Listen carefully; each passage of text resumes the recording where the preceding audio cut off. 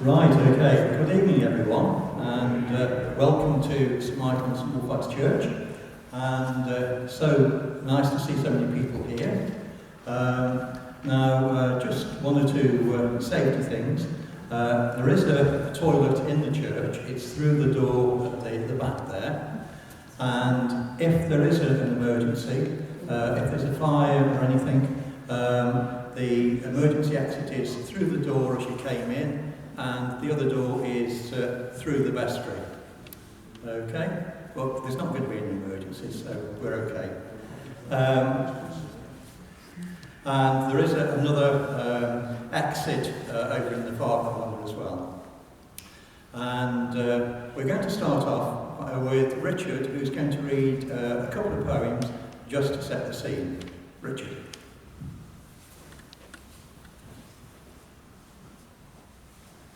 John McCrae was a Canadian officer. You will be familiar with his words. In Flanders fields the poppies grow. Smile, Steve up.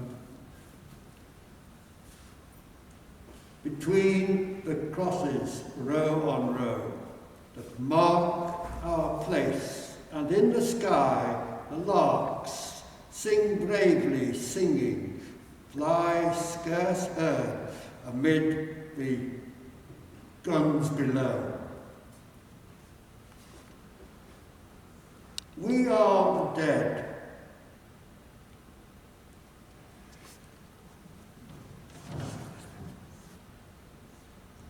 We are the dead. Short days ago, we lived, felt dawn, saw sunset glow, loved and were loved, and now we lie in Flanders fields. Take up our quarrel with the foe. To you from failing hands we throw the torch, be yours to hold and hide. If ye break for faith with us who die, we shall not sleep, though poppies grow in Flanders fields.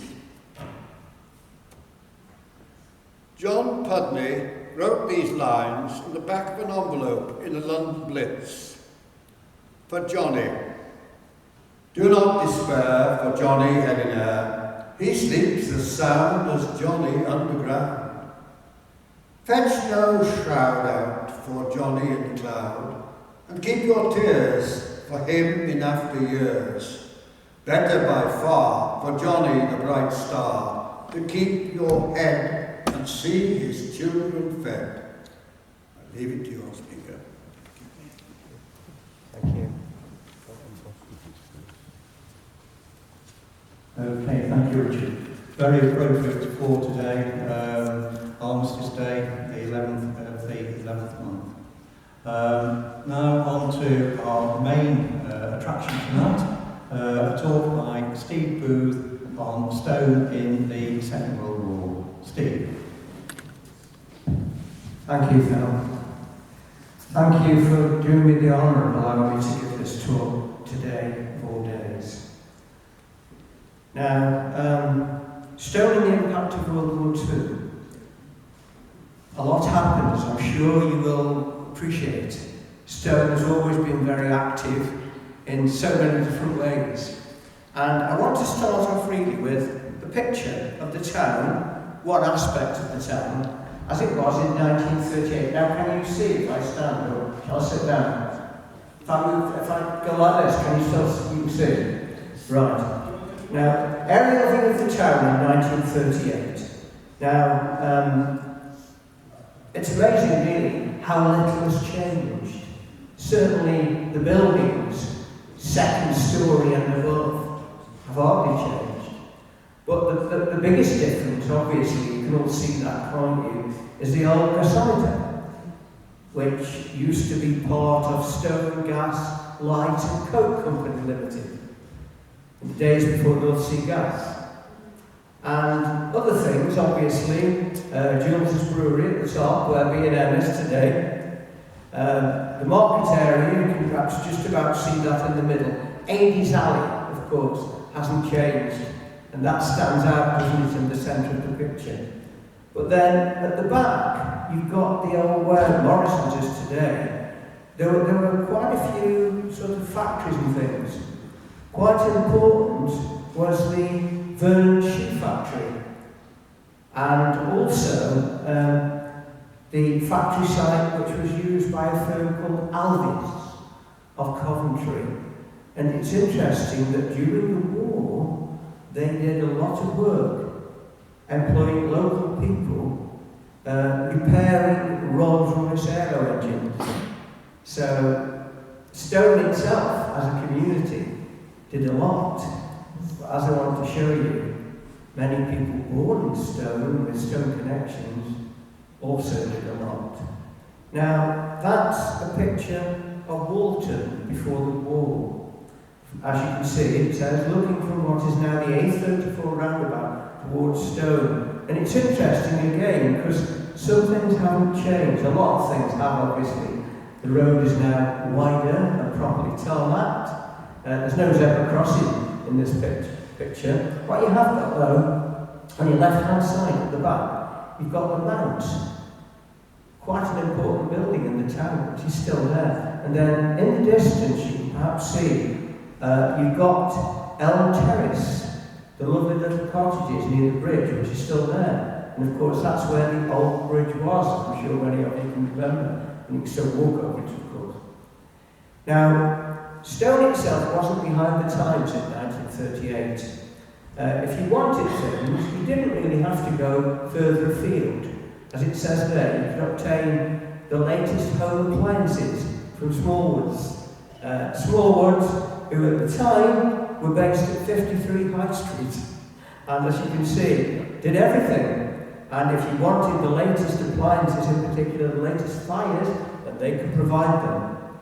But if you wanted other things like prizes and gifts for different occasions, then the place to go to was Adie's shop, Thomas Adie's, as it was there. And that was more or less at the top of what is now Adie's Alley in the High Street, more or less where Stone Lake is today.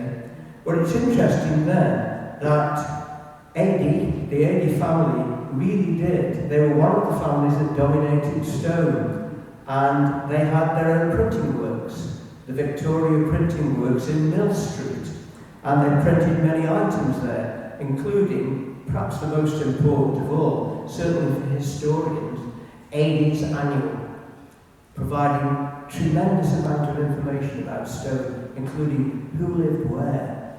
And I must be totally honest, I've used the 1938 version of Adie's Alley, of Adie's Annual extensively for this talk. Now, the top of the town, you got Granville Square, 1938. But like so many other places in the town, it had hardly changed. This is a picture of Granville Square between the wars. And you can see there the Georgian Dragon. Now, one of the, Crown and Anchor, that's in a different slide, I'm sorry. See there the Crown and Anchor. And one of the interesting things is that the Crown and Anchor was gutted by fire in 1937, just before the war. But as I'm sure some of you know, or many of you perhaps know, it had to be rebuilt, keeping very, very close. It was almost totally destroyed by the fire, but it had to be built, keeping very, very closely to the original design. And they did a pretty good job. Now the other thing, of course, is the War Memorial. And the War Memorial, dedicating the dead of World War I, the War Memorial contained the names of 148 personnel. And it's interesting that all those people who attended the unveiling of the War Memorial in 1921 really did hope that World War I was the war to end all wars. But of course, it wasn't. We're talking about 1938, and just round the corner came the war. And nothing much happened in the first year, as I'm sure you know, the Phoney War, but then everything started earnestly in 1940. And one of the most prominent events in the war in 1940 was the famous Dunkirk evacuation. Now what happened, of course, the German armies, they'd had experience of war in Spain beforehand, and they were very well organised, and the fact of the matter was that they rapidly overwhelmed the Allied armies. They overwhelmed the British Expedition Force and the French army and the Belgian army, and by the 21st of May their tank forces in particular had advanced very, very rapidly towards the Belgian coast, and they had actually reached the French port of Dunkirk. What happened though, just before they were able to take further action, very brave men in the British Army formed a defensive line around Dunkirk. And that plays quite an important part in this first part of the story, because the evacuation occurred, thank goodness, thanks to the defensive line. The evacuation occurred between the 26th of May and the 4th of June, and amazingly, as I'm sure again many of you know, although we didn't bring any weapons out, we lost all the equipment, but 338,226 men, British, French and Belgian, were able to come to Britain on all kinds of boats, including the little boats, of course. But 68,000 men lost their lives defending Dunkirk, and 2 of them came from Stone. One of them was this character. He was Private Thomas James Mantelo. Now, he was in the Lancashire Regiment, and they were asked to defend a line. There was a canal just to the east of Dunkirk called the Berge Canal, and they were asked to defend it, which they did. Unfortunately, the German attacks were relentless, and quite a lot of them were killed, including Private Mantelo. Now, he's buried nearby. I've actually been to the cemetery, and it's interesting when you go there, his is the only, you can spot it instantly, his is the only military grave. But of course, he was only 20 years old, and this was a tremendous loss to his family. In particular, his mum and dad, Albert and Mary Mantelo, just round the corner from here, living in 62 Church Street. Now, a few days after, another soldier from Stone lost his life. He was Thomas Kenneth Nixon. He was in the Northamptonshire Regiment, and he was killed also defending the perimeter of Dunkirk. And he was also buried in a local grave. He was 33. Now, the war from that point onwards became pretty constant, and a key event occurred at the beginning of the following year, again which involved men from Stone. This was the capture of Tobruk in North Africa from the Italians. The Italian forces proved to be much weaker than they themselves had ever imagined they would be. And the Tobruk garrison was overwhelmed by British forces. There were 2,048 Italian deaths, and 20,000 Italians were taken prisoner. There's all sorts of stereotypes about this, but many of them were eager to surrender. they didn't see the point in carrying on fighting. It's interesting though that there were 400 British casualties, and they included again 2 men from Stone, William Thomas Flower, who again lived in Church Street, just round the corner. He was only 28 years old, and lived at number 19 Church Street.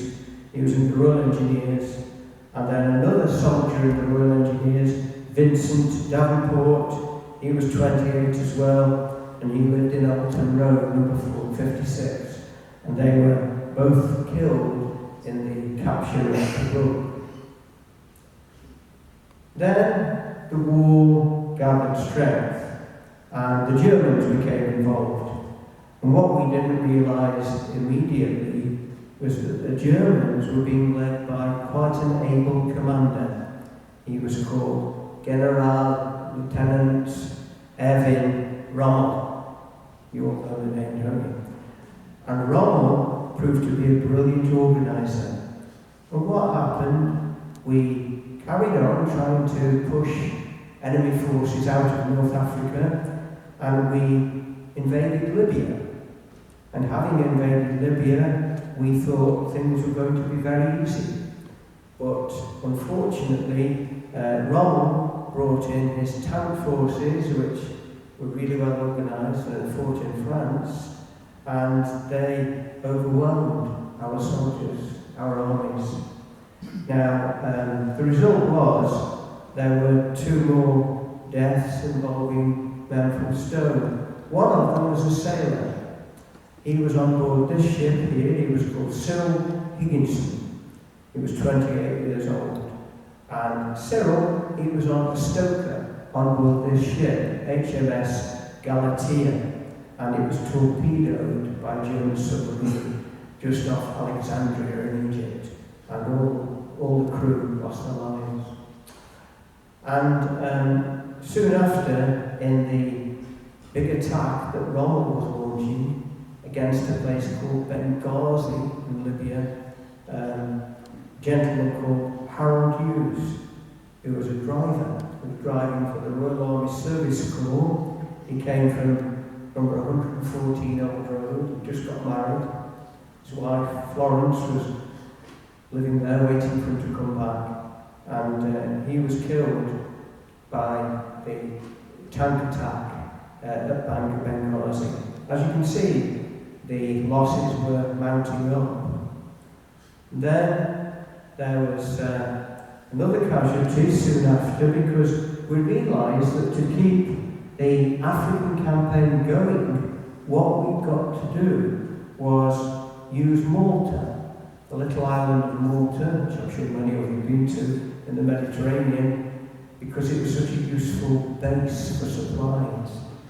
And so we went out of our way to try and keep the Axis forces, German and Italians, away from Malta. Now, unfortunately, again, one of our ships, this time was an aircraft carrier, almost brand new, called HMS Eagle. And that was sunk just off the coast of Malta by German heavy bombers, and 131 of the crew were killed, as you can see, including this gentleman called Frank Merry, who was a sailor from Princes Street. He'd been in the Navy for 12 years. And then, as you can see, most of these early losses involved naval personnel. There was another, and this was Peter Guy Dutton, because having failed to remove the German forces from the eastern part of Africa, we now decided to try and attack the German and French forces in the western part of Africa, in particular Morocco and Algeria. And we did actually have a lot of success. The French armies were eager to surrender. Many of them didn't want to fight with the Germans, and they were eager to surrender. And we were able to overwhelm them in Morocco and Algeria in the west. But in the process, again, people lost their lives, including this gentleman, Peter Guy Dutton, who was on board HMS Avenger near to Gibraltar. As you can see, he lost his life 15th of November 1942. Now it's interesting because his family were very well known in Stowe at the time. He was the son of Philip and Mary Dutton, and his mum, Mary Dutton, kept the wool shop in the High Street. She's very well known. If you wanted wool, that's where you went to. And of course, they were very, very upset when their young son, who was only 19, although he'd been in the Navy since he was 14, been in the Navy for 5 years, could join the Navy at a younger age and he could join the Army. Very upset, of course, when Peter lost his life. And then came the big breakthrough, if you like, because at this point the Americans joined the war. And I'm not saying they won the war in North Africa, because our soldiers definitely did their bit, but the Americans helped. And what happened, the Americans brought their soldiers across the Atlantic and they invaded Western Africa. And with all their new equipment, the Germans and the Italians found it almost impossible to stop them. British forces were involved as well, of course. And you can perhaps see the quite thick black lines on the left-hand side of that picture. You can see how large the lines are supposed to show the size of the army. And you can see there the size of the American forces. Now, it so happened that the British Army had just had another key success. I'm sure you know this, don't you? We defeated Rome at the very famous battle, it was actually the second battle of El Alamein. And we'd actually defeated him, Montgomery. And the result was that the German armies in the west and the east were on the retreat as well. And so we were able to push both enemy forces, in particular the Italians in the west and the Germans in the east. We were able to push them towards the centre, where eventually, with the squeeze, we were able to force many of them to surrender. And on the 13th of May 1943, one of the key events of the war, really, 275,000 Germans and Italians became prisoners of war. And that was a massive number of soldiers to take out of action. But unfortunately, we also lost a lot of men. And it's very unfortunate that during this key period, Stowe lost its greatest number of men at any single time. 5 personnel, military personnel from Stowe were killed, helping to push the Germans and Italians out of Africa. And there was Harry Moss, who was 25, who was in the Royal Horse Artillery. There was Harry Ruff, 23 years old, who lived in Arthur Street. His wife Peggy had just moved into Walton with his wife. He was killed. And then there was Gordon James Cope of Stillfield Square. He was a private in the North Staffordshire Regiment, and he was killed in Tunisia. And then there were 2 more. There was Gunner George Shelley, who was interesting this, these 2, he was the oldest soldier from Stowe who was killed. He lived at number 74 Newcastle Road. And then there was Major David Carrington Harris. He was the highest ranking of all of Stowe's Second World War dead. And he again was married to Uriel Harris. The results were pretty decisive, but Stowe suffered quite heavily. And then, having defeated the enemy in North Africa, we moved over to Italy.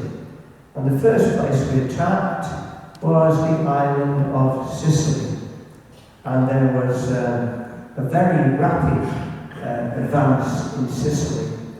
aided, it's not a myth, it's true, aided considerably by the Italian mafia, who decided that it was better to back the British and Americans than it was to back the Italians and the Germans.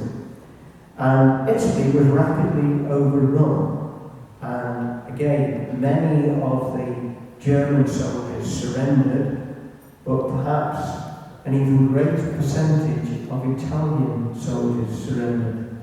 And it's interesting that because of the losses in Italy, the Italians turned against their leader, Mussolini.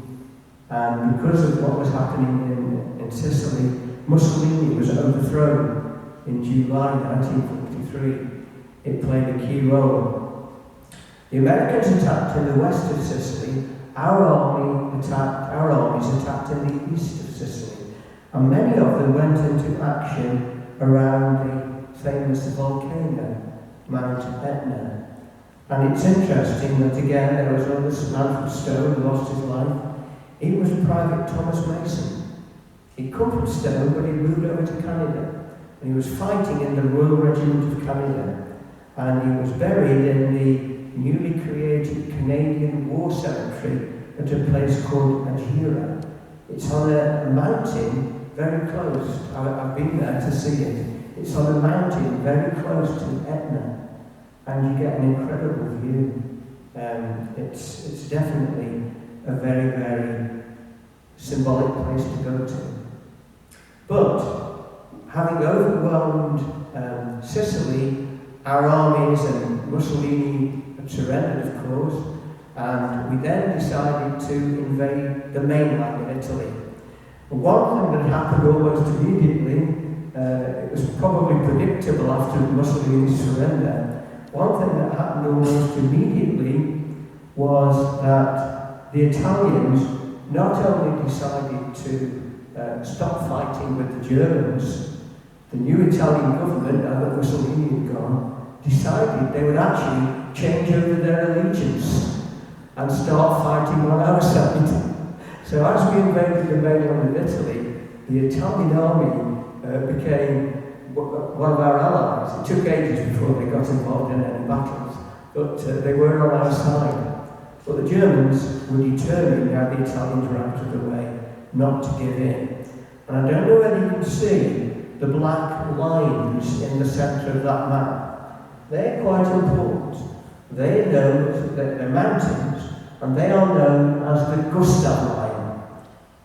And this is where the Germans decided, having lost Sicily, they weren't going to lose Italy. And their commander, again, quite a good commander, Albert Kesselring, he made these mountains almost unattackable. We sent in lots of soldiers to try and remove the Germans from these defensive lines, but again, we lost from Stowe.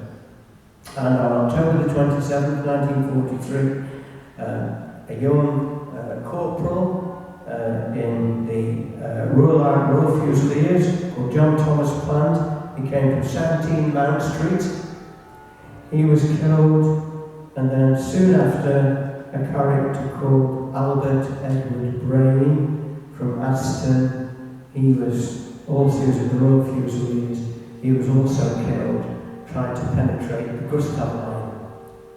It was then that we decided we were going to strengthen our armies in Italy, and Churchill in particular thought, I'll just go back to that map. I don't know if you can see, in the top left-hand corner, you can't actually, I must go over this again, you can't actually see the letter A. Can you see where it says N-Z-I-O, just below Rome? It's Anzio, which I'm sure many of you know about. And Churchill had an idea. Churchill decided that to get round the back of the Gustav Line and to force the Germans to retreat, it would be a good idea to attack the very large, extensive beaches at Anzio. And it was going to be a joint operation, a joint British-American operation. Churchill actually said afterwards he would have preferred if a British commander had been in charge. But an American commander called Commander General John Lucas was put in charge. And the Germans were taken completely by surprise. Our armies were landing on the beaches at Anzio, and the Germans rapidly retreated. And it seemed as though all we'd then got to do was get ourselves organised and march our men north to the capital, Rome, capture Rome, and probably end the conflict in Italy. But General Lucas was a very cautious character, and he decided that he'd better consolidate his position, make sure that his defences were good before he even thought about advancing. And the result was Kesselring realised the opportunity, and he brought soldiers from the Gustav Line, large numbers of them, and very quickly penned down the British and American men on the beaches at Anzio. Churchill was appalled. Churchill came out with one of his best wartime quotations at this point. Again, I bet some of you have heard it. He said, "I had hoped we were hurling a wildcat onto the shore, but all we got was a stranded whale." And the fact of the matter was, it was a long, long time before our forces were able to make the Germans retreat from Anzio, and before we could advance onto Rome. We did capture Germans. That's a picture of some of the German prisoners at the beginning of the campaign, January 1944. They're German prisoners being loaded onto the Allied ships, but unfortunately many men lost their lives, including quite a few men from Stone again, and he was one of them. That was Guardsman Frederick Cartwright, as you can see. He was the husband of Phyllis Cartwright. They're both, again, he was 34, and he got 2 children. And his wife and his children were obviously hoping he'd come back soon, but he never did, of course. And the war carried on in Italy. Instead of it ending in 1944, it carried on until the end of 1945. And yet more Stone men lost their lives fighting in Italy. Now, obviously, going back to Stone, the war was having an effect on everyday life. And interestingly, people were having to adapt their lifestyle considerably. One of the things they were having to do was to get used to wearing gas masks. I've actually got an original one here. Try and show it to you if I can get around with that. I don't know if you can see it there. There were 2 kinds of gas masks that were produced. We were really afraid that the Germans were going to start using poison gas. Drop my planes. They'd already done this in Spain when they'd been fighting to help the Spanish nationalists before World War II broke out. They'd used gas bombs there, and we were absolutely, we were confident they were going to do the same in Britain. Thankfully, they didn't. But everyone was issued with a gas mask. And of course, you've got to have it with you in your, this is the original box, it's falling apart, in your cardboard box with your special string around it so that you can hold it around your neck. And, the gas masks for the adults were black, but they realised that children were equally vulnerable, so the government took the decision to produce vast numbers of smaller masks with Mickey Mouse faces on for the children, so that children would happily put them on and protect themselves. And those who were going to school, there were regular inspections just to make sure that all the children got their masks. Now, of course, we introduced the blackout, and that created real problems everywhere. but especially at railway stations. And so the government decided they would try to encourage people to adapt their lifestyle if they were travelling by train. Now, Stone was becoming quite an important station. We know that in 1938, the number of passengers arriving at Stone Station was 84,000. But we know that by the end of the war, for reasons we'll come on to in a moment, the number of passengers had gone up to 125,000 a year. And so there are a lot of people, and the government were encouraging people to do things like arrive in good time, have your ticket ready, don't take too much luggage with you, tell your fellow passengers the names of all the stations in case they were deaf and they'd fallen asleep. And also close the carriage door after you. Don't rely on the railway employees to do this. So it was a problem to black out. And then housewives were encouraged to play their role. This is an interesting cartoon, Up Housewives and Atom. And the idea was they wanted people to collect as much reusable material as possible, as much salvage as possible in particular. And it's interesting that Stone really did play its part. We know from Norman Cope, who wrote an amazing history of Stone, that the total value of salvage collected by people in Stone, not just ladies, for wool purposes, was £3,400, which was a vast amount of money then, far more than to be worth today. And we know as well as that the people of Stone donated 3,000 yards of railings. We've got the measurement in yards, not meters, I'm afraid.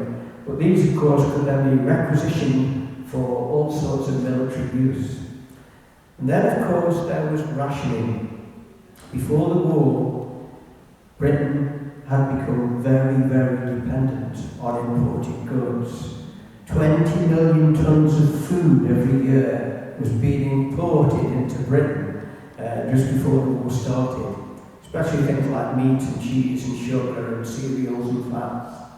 Now, the government introduced a rationing scheme, and the idea was, again, that you could get your fair share of things, but you had to register at chosen shops, and then you had to use your ration book with its coupons inside. This is again an original one, not used, which I managed to get from a bookshop in Hay-on-Wye. I didn't pay too much for it, but I've been using it ever since. You can look at it later if you want to. And it's not used, as I said. And of course, that was how you would get your product. There were certain things that weren't rationed. Interestingly, alcohol wasn't rationed, not necessarily a good thing. Many of the people reckon that the quality of the beer had gone down considerably, but there was no rationing. Also, fish and chips weren't rationed. There was a lot of fish around. But people reckon chips never tasted quite the same during the war. Problem was, the fat that was used to fry the chips with was very low quality, and people noticed. But at least you got to join a long queue, but at least you could get fish and chips when you wanted without having to go through the ration. And we adapted many other commodities which could be grown in vast quantities in Britain, but were used more extensively. Carrots in particular. The government realised that the carrots were the answer to all the problems, of all the lost vegetables which previously we'd imported. And they tell lies, really. There were all sorts of stories about how good carrots were for you. And in particular, how carrots could help your eyesight.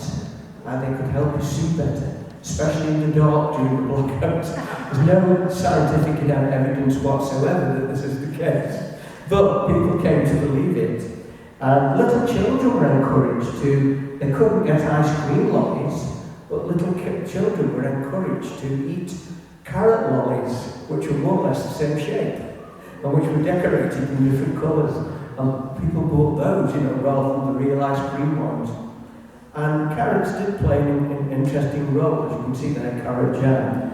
And it's interesting that they also played a key role in one of the big events of the war, which we'll come on to in a moment, D-Day. We wanted to get the French resistance ready for our massive invasion in 1944. And so we'd arranged with them that we would send over a coded message. And so the day before D-Day, the following coded message went out to the French resistance. Les carottes sont cuites.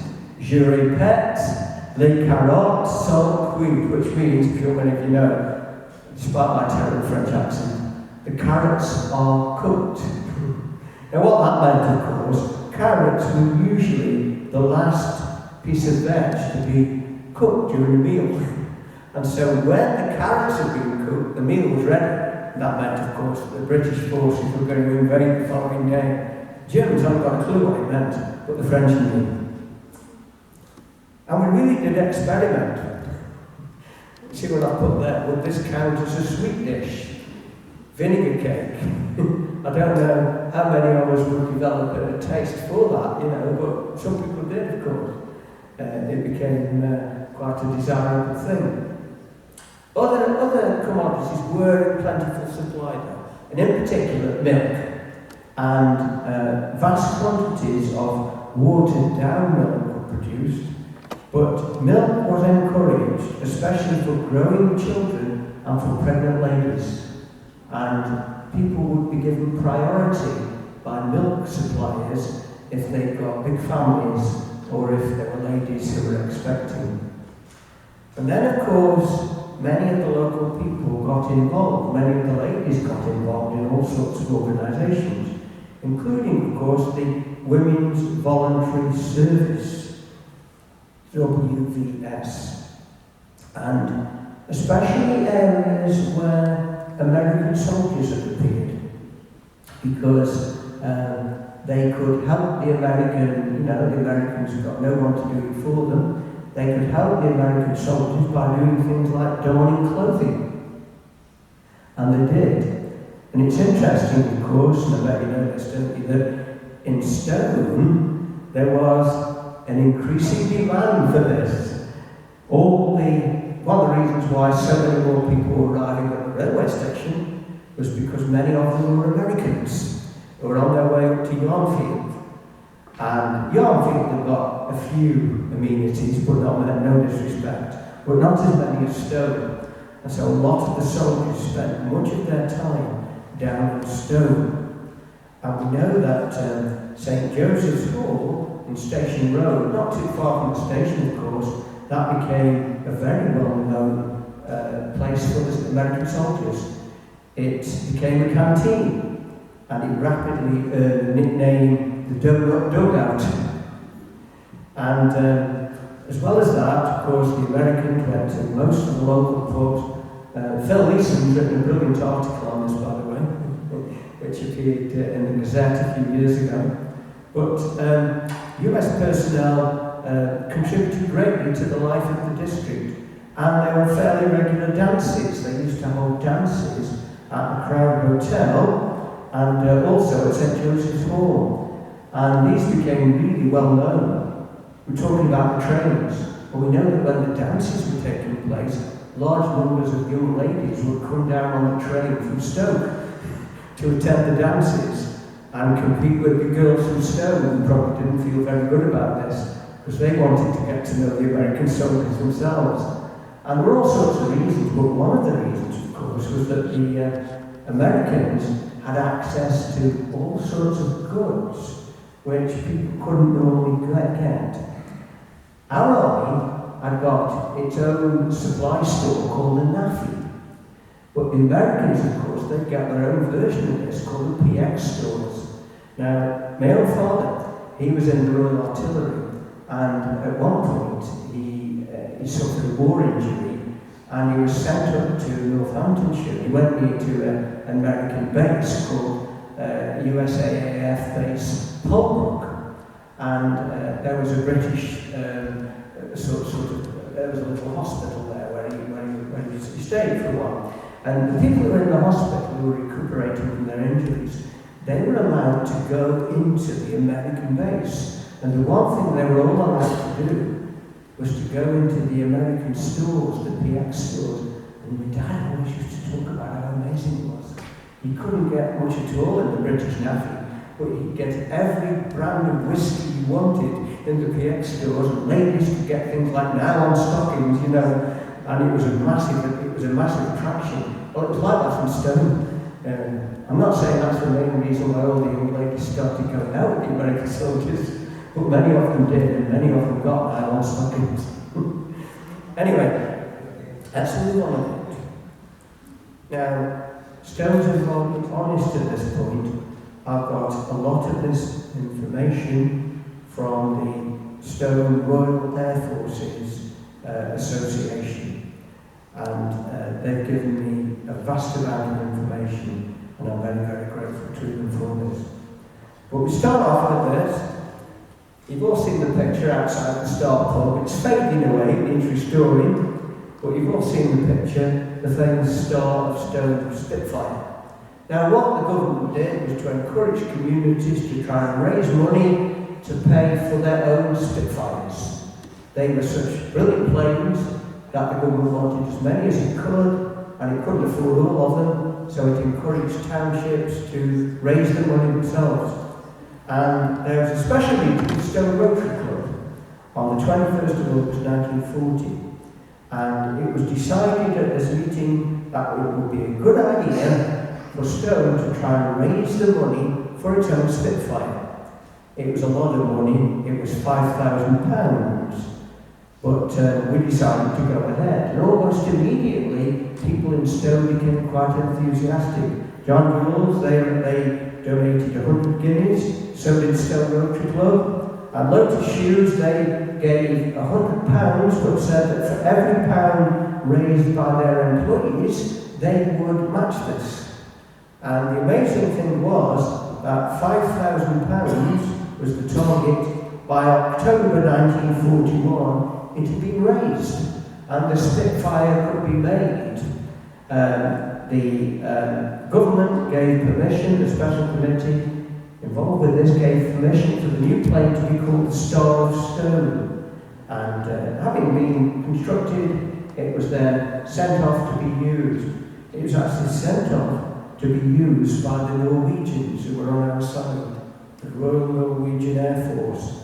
And unfortunately, this plane, which was just as good as all the other Spitfires, got shot down. It got shot down on the 19th of July 1942 over Holland. It was being flown at the time by a Norwegian pilot, and unfortunately, he lost his life. But we did our bit, and that's why, of course, there's the picture on the board outside the Star Pub. Now, interestingly as well, Stone at this point developed its own kind of airfield. And I bet a lot of you don't know this. But there was a big airfield not too far away, where Tesco is at Mere now. It was Mere Airfield.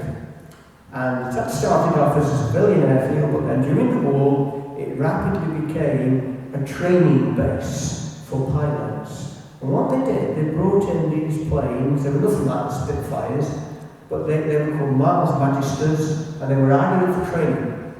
And training pilots were sent there to learn how to fly. And two of the people who helped at this time, apparently, I didn't know this, but I'm sure it's true, two of the people who helped at the time were Amy Johnson, famous female pilot, and her husband, Jim Morrison. They came to me and they assisted. They certainly knew how to fly planes. But things went wrong. The problem was the runways were in a bad state, and also there was a lot of electric cables. And there were a couple of accidents where training pilots flew into the cables, their planes crashed and they lost their lives. So they realised they needed a forced landing base. And they had a look around and they decided, yes, just to the north of Stone, where the Elaine's playing field is now, that was perfect. And so that was used as an emergency landing site. And we know that there were 5 forced landings there. Planes which couldn't land, there was sort of fog and smog and things, and the airfields were very muddy. So the planes landed there. So as I say, Stowe at one point had its own airfield. But also we had our pilots. And it's interesting that many of them right from the start got involved in the bombing. And one gentleman who did was a man called, 24 years old, he was called John Abberton. And he was sent on a raid, one of the early raids of the war. We were raiding a German city called Mainz.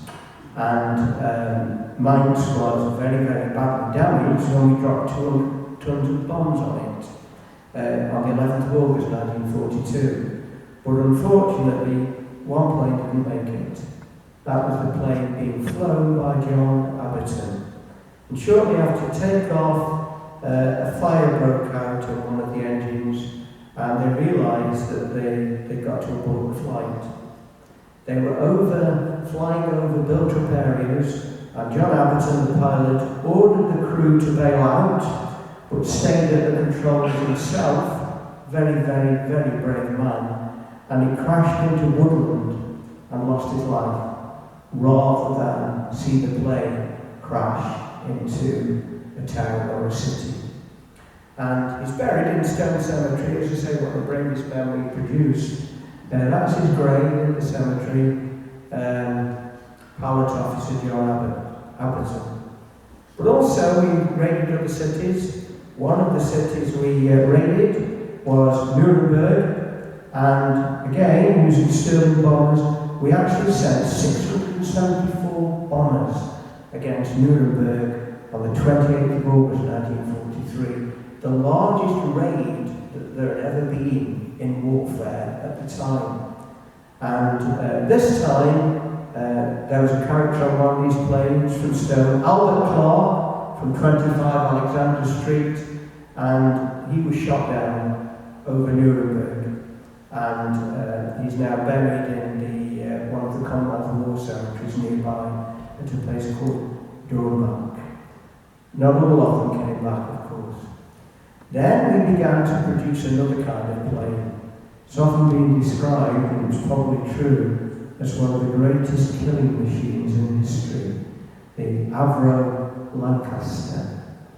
And the Avro Lancaster dropped a massive amount of bombs, including very, very large bombs, which they were called cookie bombs, which could wipe out a street. And we started using them against the German cities, in particular Berlin. And we were encouraged by the government. Air Marshal Harris made a famous speech to them, to the men, the crews. He said, "You have the opportunity to light a fire in the belly of the enemy and burn his black heart out." And so they did. And there were a lot of bombing raids. But unfortunately, not all of our crews survived, including, again, men from Stone. And this was Frank William Flower, who, again, was 31, he'd been in the Air Force for quite some time, very enthusiastic, as you can perhaps tell from that photograph. And he was shot down approaching Berlin in January 1944. They never found his body, unfortunately. But soon after, there was another raid and another character from Stowe, Frederick George Goodall. He was from 24 Oakham Road, and he lost his life over a place called Chemnitz, and that's where his body was discovered, and that's where he's now buried.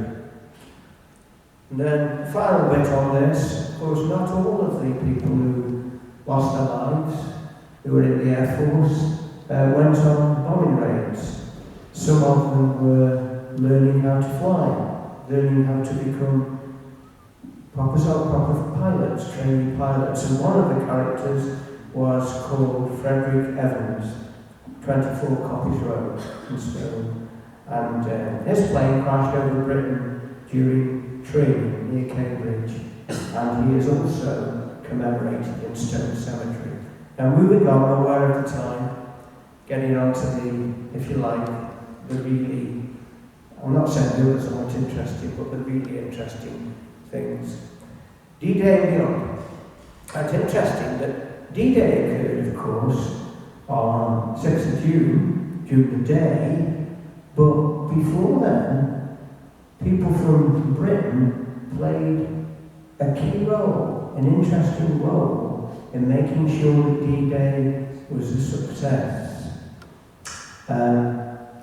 Soldiers who were experts at parachuting from gliders were sent over Normandy in the very, very early hours of the 6th of June.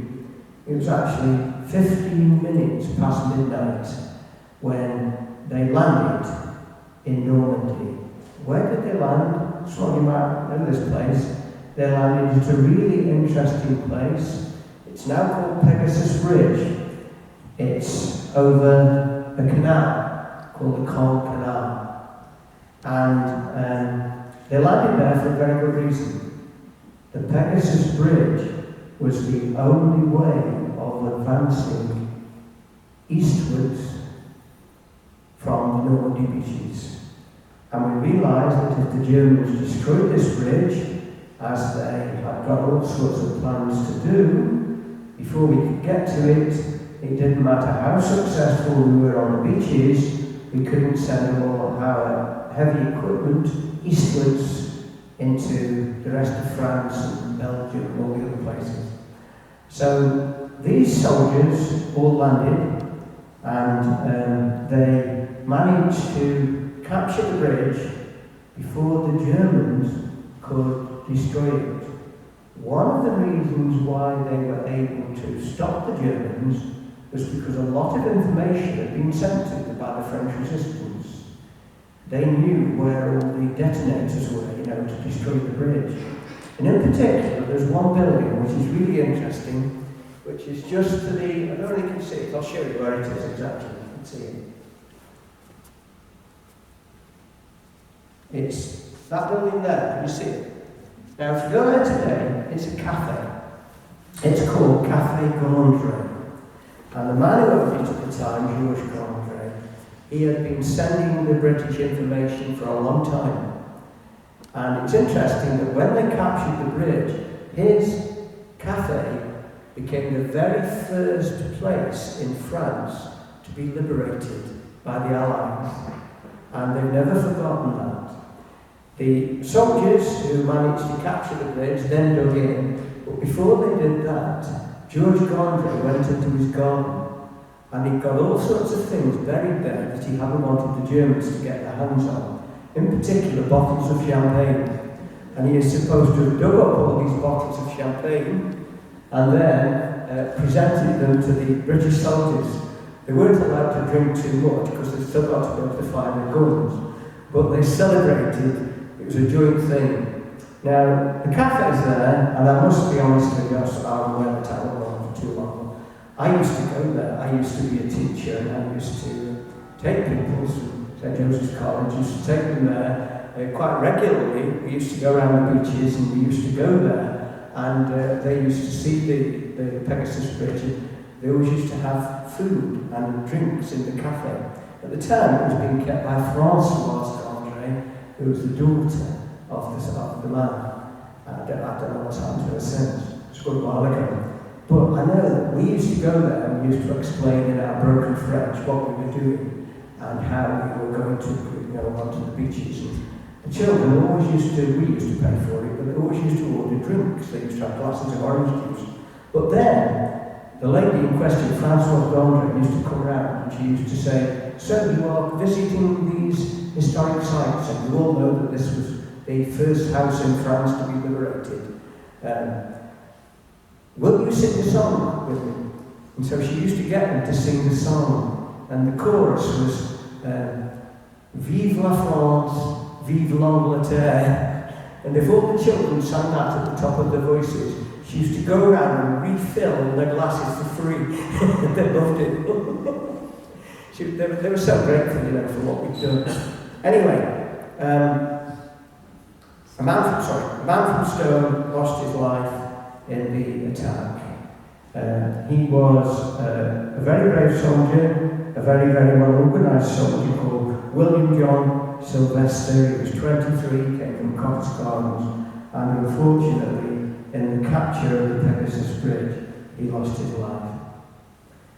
But later on in the day, there were the big attacks on the beaches. You all know about these, you've all seen the films, haven't you? The British attacked in the east, Gold, Juno, and Sewell beaches. The Americans attacked Hobart Beach and the Utah Beach. And they, of course, lost many more lives than the British did. But we managed to advance quite quickly. And we were making for the big city of Caen. That was being held by the Germans, and we knew that if we could capture Caen, we could push the Germans out of Normandy fairly quickly. And it's interesting that all sorts of soldiers from all sorts of communities were involved in this massive attack. One of them was from Stone, and he was Private George Handy. And he actually went into the attack on the day he actually landed Juno Beach, the day after D-Day, on July the 7th. But then he was sent south towards Caen to try and capture Caen.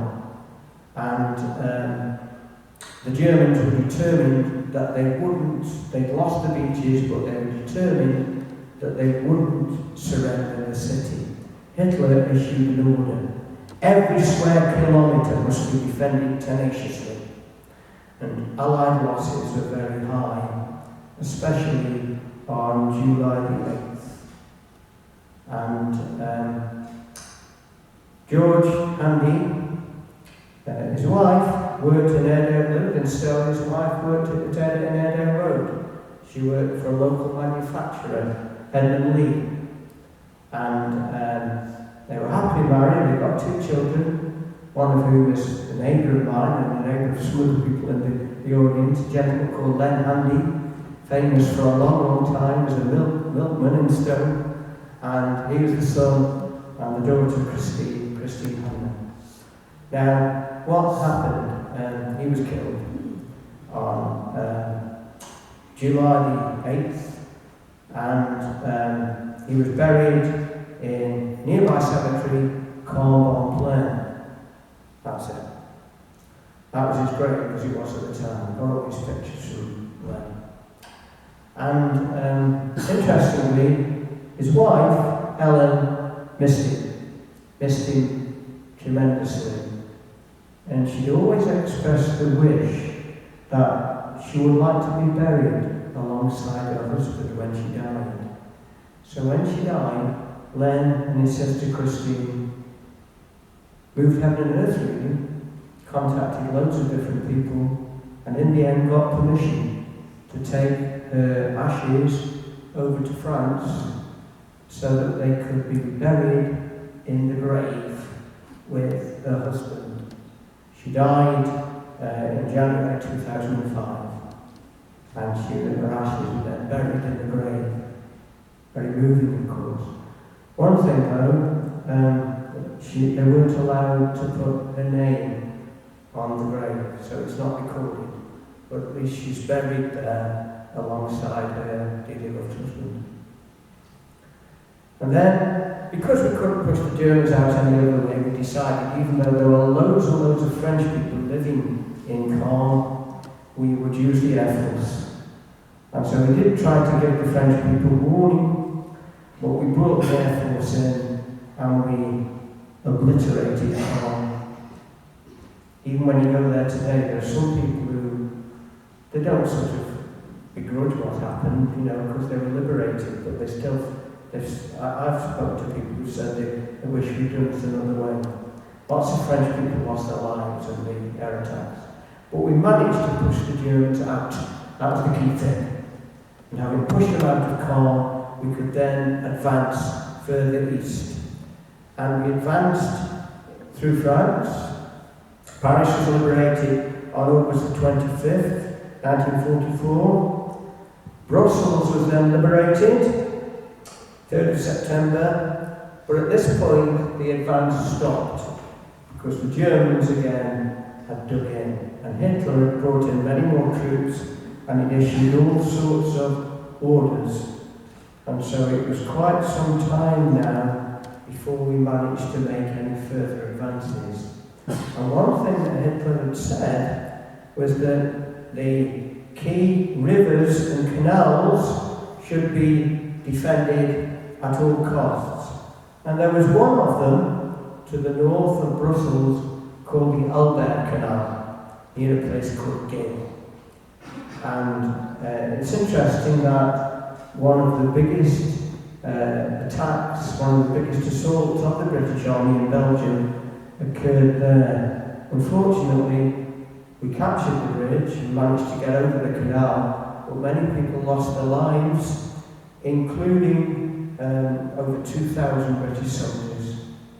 And there was one from Stone, there's no relation to me, but Private Leonard Booth, who came from 65 Princess Street, and he was married, and he was involved in this. He was in the Shropshire Light Infantry. He was involved in the assault on the bridge, and unfortunately he was killed outright by German gunners on September the 18th, 1944, and he's buried nearby in the Gale War Cemetery. But we then advanced quite rapidly, and eventually we reached the River Rhine. Now, we'd already bridged at a place called Arnhem. Now, many of you will have seen this famous film, A Bridge Too Far. Well, Arnhem proved to be too strong a place to capture. And so what we did, I don't know if you can see it, top of that picture, where it says Nijmegen. See where Arnhem is, and then Nijmegen. We, instead of capturing Arnhem, which we couldn't because the Germans were determined not to let us get that, we attacked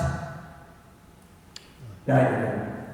And there was one key bridge over there which we wanted to stop the Germans destroying. They'd got it all sort of mined and detonated, ready to blow it up. And interestingly, they succeeded in destroying part of it. German combat swimmers, you know, in all fairness, very, very brave people indeed. They sort of risked their lives by diving under the bridge with bombs, you know, they were suicide bombers really, and killing themselves, but also destroying part of the bridge. Unfortunately for the Germans, fortunately for us, they didn't destroy the bridge completely. And it took us several days to build, a substitute bridge, the section which had been destroyed, but we managed it. So that all our tanks and all our other heavy equipment could get over the river into Germany. It was a very key event, January 1945. Now, again, one of the people who was involved in the attack on the bridge was a man from Stone, Lance Corporal James Frederick Ryder, and he was 27, and he came from Aston, and he was in the Durham Light Infantry, and he was wounded by enemy fire. They brought his body back to Nijmegen, where they tried to save his life in the hospital, but eventually he died, and he's now buried in the big war cemetery there. And then we moved even further. We went into Germany, but also we liberated the rest of Holland, including the most northerly city, a place called Enschede. And what happened there, it's one of the classic attacks of the war, really. The Coldstream Guards went into the attack against the Germans. They were outnumbered 3-1, but they were so well trained and so well organised that they managed to liberate the city and its key canal crossing over into Germany. Losses were high though. We succeeded, but the Guardsmen lost almost 50% of their forces. And one of them was from Stone. One of them was Guardsman Horace Thomas Bradbury, who came from Alton. And a very, very brave man indeed. But you can see there what happened the day after he died. All the Dutch people came out in their thousands to celebrate the complete liberation of Holland as our forces went through the streets. And again, there's a lot of the people there got free drinks. But of course, nearly finished, but it was a world war. And men from Stone fought in many other areas, including in Burma. And the war in Burma was a very, very long, hard-fought war, December 1941, 1945. And the soldiers, British soldiers, weren't just competing against the Japanese enemy soldiers, they were also competing against the terrible jungle conditions. But eventually, they did manage to push the enemy back. And just before the war ended in 1945, just before Rangoon, the capital, was captured, there was a massive battle that took place near this place. Now, I'm not sure how you pronounce it correctly. Taukikian, something like that. But there was a massive battle there, and it actually contains 6,374 graves of all the British and Allied soldiers who lost their lives in that locality, not just there, but in the area around about. And it contains, among other things, the grave of Gunnar Bertie Ellis, 37, who came again from Alton Road. A lot of people died in Alton Road, Old Road, Princes Street. More people lived there than anywhere else, but the losses were very, very high. And he was actually killed just before the war ended in Europe, 2 days before. But 8th of May, VE Day, victory in Europe, the war did end. Hitler had committed suicide, and the Germans had surrendered. And that's how it was reported in the local newspaper, in the national newspapers. Public holiday today and tomorrow, VE Day. I imagine people were very, very, very grateful indeed. But of course, the war in the Far East also ended eventually in August. And this is a really interesting photograph, quite a historic photograph. I managed to find out the names of about 5 of the people who were on it. This is Stonefield Park. And what happened was people decided they would celebrate VJ Day by having a big party in the open air, perhaps in the church in the background, by having a party in the open air in Stonefield Park. Fortunately, I'm told, it didn't rain, it was a fine day. It wasn't too warm, but it was a fine day. And they managed to get hold of all kinds of stuff, which people have been storing in their cellars, which some of them weren't supposed to have under the rationing, and make all sorts of celebration cakes and things. But people from Field Terrace, Albert Street, Victor Street, Edward Street and Victoria Street all went down to Stonefield Park to celebrate the official end of the war, VJ Day. And then, not long after, there was the very special Remembrance Sunday that was held in Stone, 6th of November. You see there, sorry, I'm telling you wrong, phrase that all wrong, I'm sorry. Immediately after, there was a sort of service, but then 4 years later, I'll make sure I get it right, 1949, there was the official Remembrance Sunday.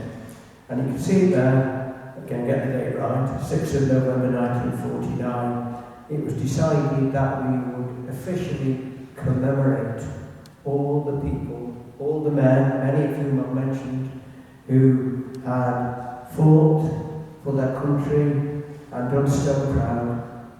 And in that programme, I've actually got a copy of it, in that programme you have got this page, which is the Roll of Honour, which lists all the men who are now, of course, on our war memorial. And these are all the very brave men, many of whom I mentioned, who lost their lives during the war. And then, just last slide, just to sum it all up really. You can see there, I don't know if you can see it at the back, I hope you can. You can see there you've got the figures. Each year, how many lost their lives.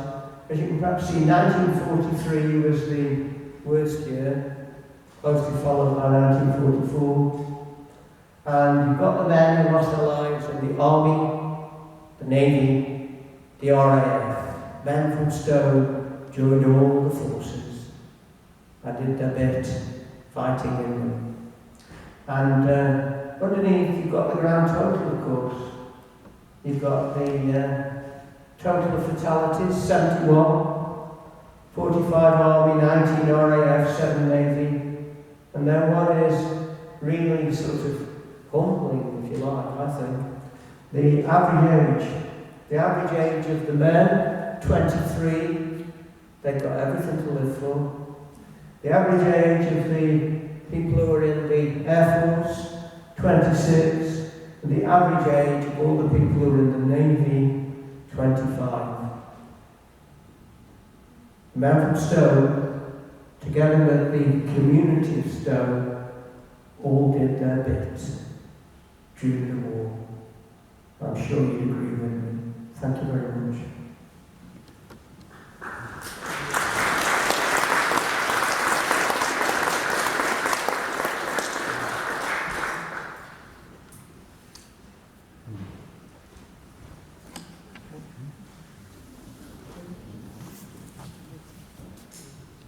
Right, okay, well thank you Steve very much indeed for a very interesting and very thought-provoking talk.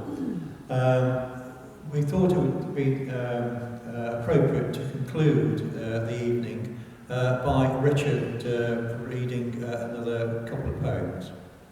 Richard. Steve has given us a picture of... Do you want the microphone? Okay. Thank you.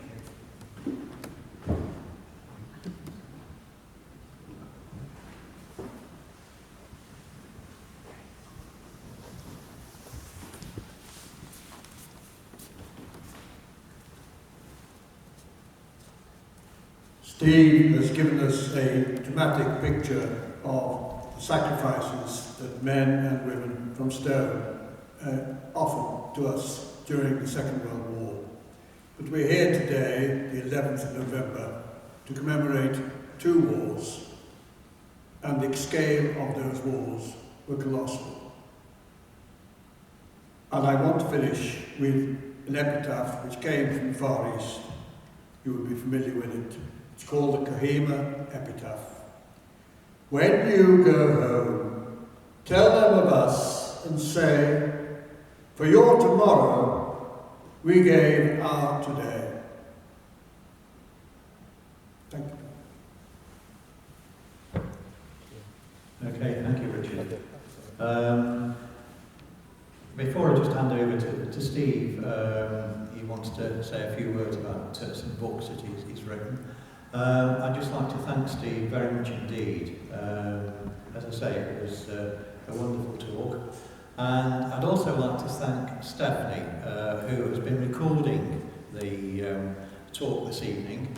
We've had requests in from people in America, Canada and Australia that unfortunately couldn't come to the talk, obviously, but wanted it recording so that they can view it out in their own countries. Some of whom have had relatives who've been mentioned in the talk this evening. So thank you, Stephanie, very much indeed. And thank you, Richard. And Steve, you just want to say a few words? Okay. Thank you. Right, well, thank you very much, as I said at the beginning, for allowing me to talk to you. But if anyone's interested, I quite understand if you don't. I have actually written a booklet, on behalf of Stone Historical and Civic Society. And the book, it's entitled, I'll show you, it's entitled Stone's Military Contribution to the Second World War. And it goes over much of the talk, although it doesn't look at the civilian involvement. I shall have to do a separate thing on that. But we're selling them if anyone's interested. They're £6. And one of the things which we've agreed to do, Phil and myself, is all the money from any sales that we make, we will divide equally between the Royal British Legion and St Michael's Church. So if anyone is interested, the money will be going to a good cause. I've got some here if anyone would like to buy them. Thank you. Thanks, Phil. Right, okay. Now, there are some refreshments. So what we're going to do is, people on this side, if you'd like to come round and walk to the back of the church, and there's a few nibbles there. And then if you go across, there'll be a glass of wine or some soft drink. And then if you could bring it back to your pews, please. Thank you. So if you'd like to start to walk around.